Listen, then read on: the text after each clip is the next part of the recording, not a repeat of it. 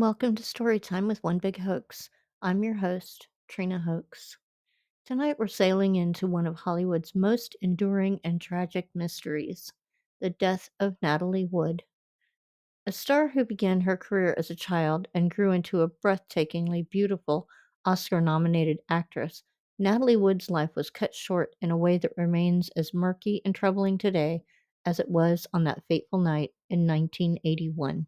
The year was 1981. Natalie Wood was 43 years old, a superstar who had successfully navigated the transition from child prodigy to leading lady. She was famous for her iconic roles in films like Miracle on 34th Street, Rebel Without a Cause, and West Side Story. She was, by all accounts, at the peak of her professional and personal life. She was married for the second time to the love of her life, actor Robert Wagner, and they had a beautiful family.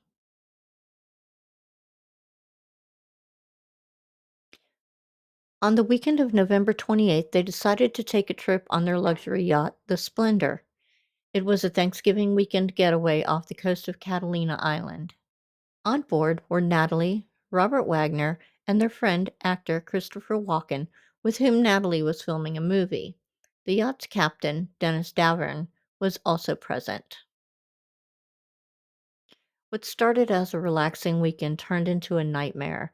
The details of that night are, to this day, fiercely debated and contradictory. According to initial reports and the official story told by Robert Wagner and others, a tense atmosphere was brewing. There was drinking. There was an argument. Walken and Wood were allegedly discussing their careers, and Wagner, reportedly jealous of Walken and feeling that Natalie was neglecting their home life for her career, smashed a bottle of wine. Now, here's a key part of the official narrative. Sometime after midnight, Natalie went to bed. Robert Wagner reportedly stayed up. Captain Davern stated that Wagner later came to him and said Natalie was missing. Her dinghy, a small inflatable boat named Vallejo, was also gone. The search began. Hours later, on the morning of November 29th, Natalie Wood's body was found floating in the water about a mile from the yacht. She was wearing a nightgown, socks, and a red down jacket. The dinghy was found nearby, beached in a cove. The Los Angeles County Coroner's Office initially ruled her death an accidental drowning, possibly after she fell while trying to tie up the dinghy. But this story, this accidental drowning, never sat right with a lot of people, especially those close to her. Think about it. Here's a woman who, according to her sister, Lana Wood, was terrified of dark water. She couldn't swim well. Why would she be out on a dinghy in the middle of the night? Why would she have gone out alone? And why would she have been dressed in a nightgown and a jacket? The initial investigation was criticized for being sloppy. Key evidence, like the dinghy, was not properly secured. The authorities didn't immediately interview all the witnesses separately. And perhaps most critically, the original coroner's report noted several bruises on Natalie's body, including a significant one on her face, but these were dismissed as being consistent with someone who had fallen into the water.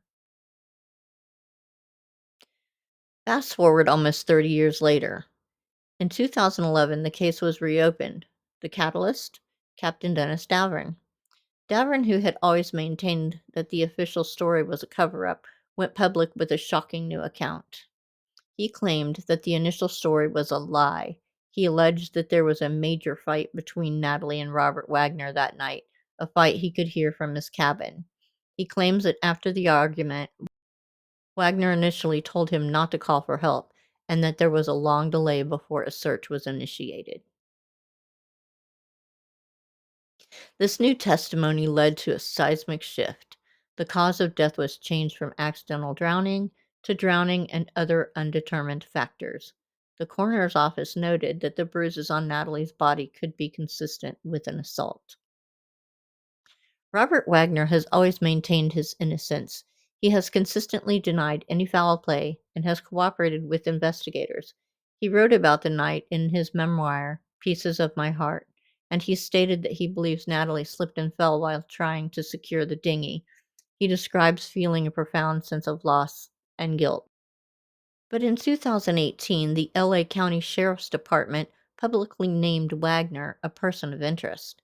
They said that Wagner was the last person with her and that his statements about that night had been inconsistent over the years. They have stated that they have enough information to believe that a crime was committed. The puzzle pieces are scattered. We have Robert Wagner's account, which has shifted. We have Christopher Walken's account, which is notably sparse, as he has spoken little about the incident. And then we have Captain Davern's testimony, which directly contradicts the official story. We also have the observations of the authorities. There was no sign of a struggle on the boat. However, a broken wine bottle was found. The bruises on Natalie's body were mysterious. The fact that the dinghy was found with the keys in the ignition and the motor off also raises questions. If she was trying to leave, why didn't she start the motor?